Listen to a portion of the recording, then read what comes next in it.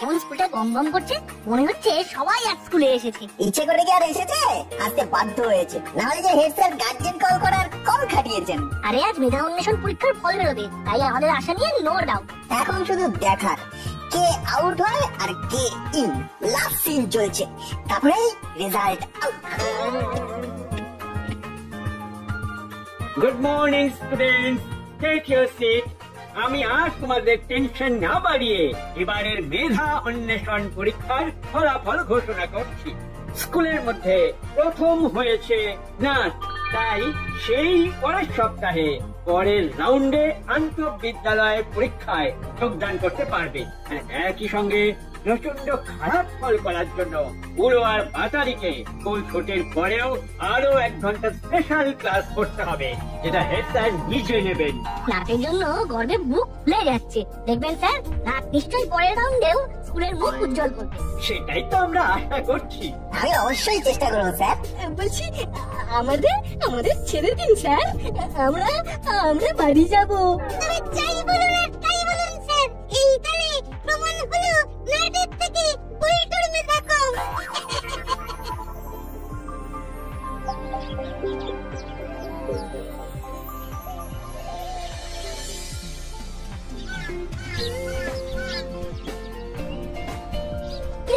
School থেকে ফিরেই ফুল কোর্সে পড়াশোনা শুরু করে দিই নাকি? খেয়ে পেয়েছিস?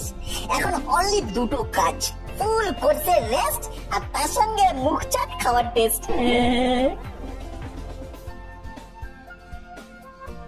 কিরে, তুই বন্ধুদের মিলে কোন প্রোগ্রাম ফিক্স করছিস শুনি? এই তো নাচ ফার্স্ট হয়েছে বলে আজ আমি নিজেই নাচকে নিয়ে গিয়ে ওর ফেভারিট চিকেন পকোড়া খাওয়াবো। ওয়েটিং ফর ইওর পারমিশন আঙ্কি। ধরে রে, পারমিশন পেয়েই গেছিস, চল খাওয়া দাওয়ার পার্টটা মিটিয়ে আসি। একদম নয়। শোন বলটু, নাচ এখন 1 সপ্তাহ বাড়ির বাইরে যাবে না, এক মনে বাড়িতে বসে পড়াশোনা করে পরের রাউন্ডের প্রস্তুতি নেবে। ব্যাস হয়ে গেল? না, হয়নি, আরো আছে। শোন, তুই যদি বন্ধুর ভালো চাস তাহলে বন্ধুর সঙ্গে বসে মক টেস্ট দিবি, তাও ভালো। তবু লুজ টক করে আর বাইরে যাবার লোভ দেখিয়ে ওর মনোযোগ নষ্ট করবি না। বাই বাই বলটু, এক্সামের পরে আবার দেখা হবে, বাই। এই না হলে তুই আমার প্রাণের বন্ধু, তুই বুঝে গেছিস, এবার আমি মানে মানে সরে পড়বো, তাই তো? কিরে, কিছু বললি? বললাম যে এই যে আমি চলে যাচ্ছি, তুই চালিয়ে যা।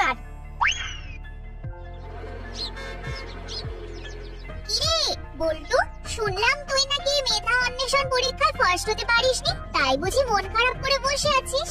কি যে বলিস, নাটের ফার্স্ট হওয়া মানে তো আমার হওয়া, নাটার বলটু কি আলাদা নাকি? কিন্তু আমি তো আরো একটা কথা শুনলাম। কি বলতো? তোর মেধা নিয়ে নাকি হুলোদা আর বাটালিদা হাসাহাসি করছে, কিন্তু ওরা তো আর জানে না যে বুদ্ধিতে তুই কোনো অংশে কম যাস না। ওদের কথায় আর কি এসে যায়, ওরা ওদের মতো বলছে আর ওদের মতো করছে। দেখে দেখে সাপ্লাইয়ের লাইনটা খারাপ হওয়ার দিন গেল না, একে মেজাজের চার্জ নেই, তার উপরে এই জল ভরা প্রোগ্রাম। এই জল বয়ে বাড়ি নিয়ে যাবো কি? এই বালতিতে ভরতে ভরতে তো টপ টপ বটম একেবারে ঘাম। চলো বালতি তোলো আর ঘরে চলো। সে তো যাবই, তবে তার আগে পার্কে গিয়ে আচ্ছা করে একটা মিনি রেস্ট নিয়ে নেব। হ্যাঁ, আগে একটু জিরিয়ে নেবো, তারপর মাসিকে গিয়ে বালতি ধরিয়ে দেবো। দাঁড়া, তোর মুড অফ কেন সেটা আমি ধরে ফেলেছি। কি ধরলি বল তাহলে?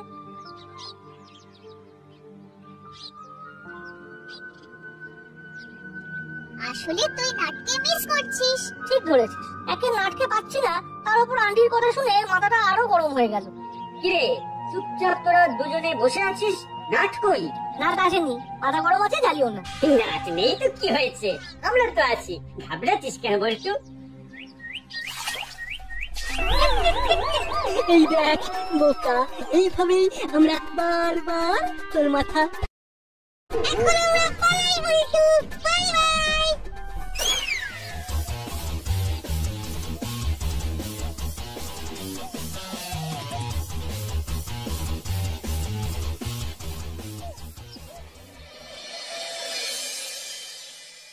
মনে হচ্ছে কি আপনি ভিতরে ভিতরে কিছু চিন্তা করছেন সব।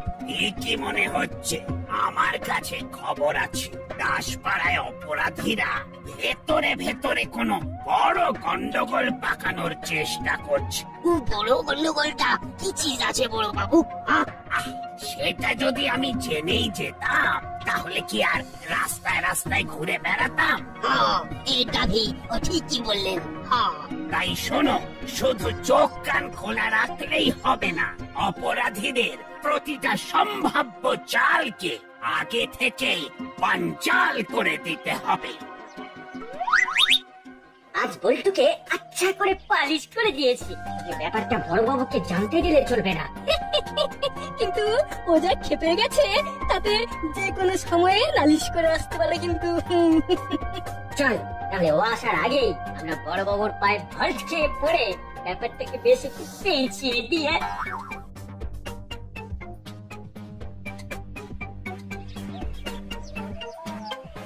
স্টপ স্টপ, এই দৌড়টা এখানে না দিয়ে অপরাধীদের পেছনে দৌড়তে হবে আর তাদের ধরতেও হবে। ওরা আবার অপরাধীদের কি ধরবে? ওরা নিজেরাই তো অপরাধ করে দৌড়াচ্ছে। আমার গায়ে জল ঢেলে ভেবেছে পার পেয়ে যাবে। মা বাচ্চাদের মতো কেমন নালিশ করছে।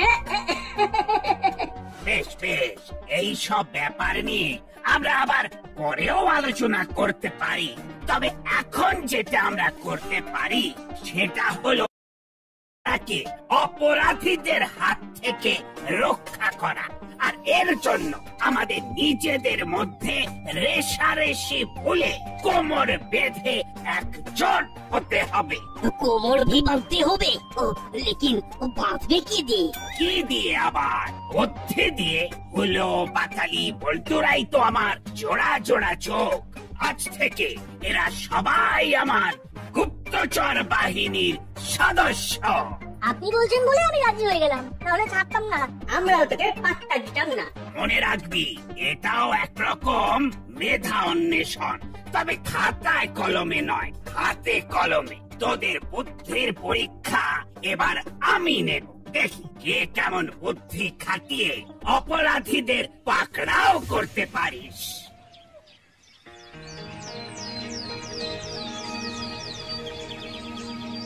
যতই বড়বাবু মিলেমিশে নজর রাখার কথা বলুক, আমরা যে বল্টুকে বলে বলে গোল দিতে পারি সেটা এবার দেখাবো। তাই সবার আগে ওই চেলাদার উপর নজর রাখবো।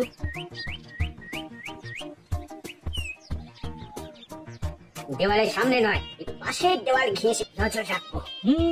এই চেলাদাকে নজরে নজরে রাখলেই মুড়ি সর্দারের গতিবিধি ঠিক জানা যাবে। আর কান টানলেই মাথা আসবে। এই তো দোকান ফাঁকা। এখন চেলাদা নিশ্চয়ই মুড়িলালের কাছেই গেছে, আর সেখান থেকে এসেই ওর কথা মতোই কাজ করবে। আর আমরা ওর সেই কাজে জল ঢালবো। তাহলে এই ব্যাপার, আড়াল থেকে আমার উপর নজর রাখা হচ্ছে।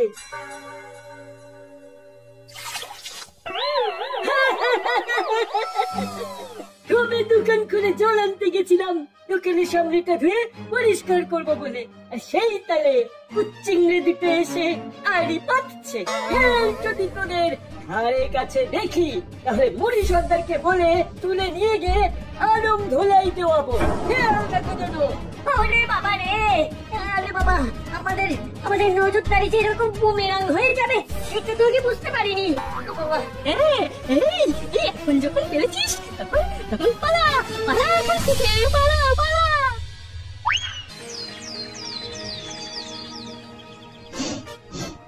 কি গন্ধ ছড়িয়েছে গো মা! সকাল সকাল কি এমন ভোগ বানালে বলো তো? তাহলেই বোঝ তোর মন ভালো করার জন্য আমি কি না কি বানিয়েছি। ভালো ভালো খাবার খেলে মন ভালো হয়ে যাবে বলছো? আরে এই চিড়ের পোলাও খেলে তো হবেই হবে। না না মা, এতে চিড়ে ভিজবে না। ভালো খাবার নাটের দুর্বলতা, আর এই খাবার দেখলেই নাটের কথাই মনে পড়ে যাচ্ছে। কি হলো, আবার নতুন কিছু ভাবতে শুরু করলি মনে হচ্ছে? হ্যাঁ হয়ে গেছে মা। অপরাধীরা ভেতরে ভেতরে দাসপাড়ায় কিছু অনিষ্ট করার মতলব করছে, তবে তাদের দুর্বলতার সুযোগ নিয়ে তাদের তো টেনে বের করে আনা যায়, যায় না বলো? হ্যাঁ হ্যাঁ, যেতেই পারে। তাহলে এই ব্যাপারটাই কাজে লাগাতে হবে। তককে তককে থেকে সুযোগ কাজে লাগাতে হবে।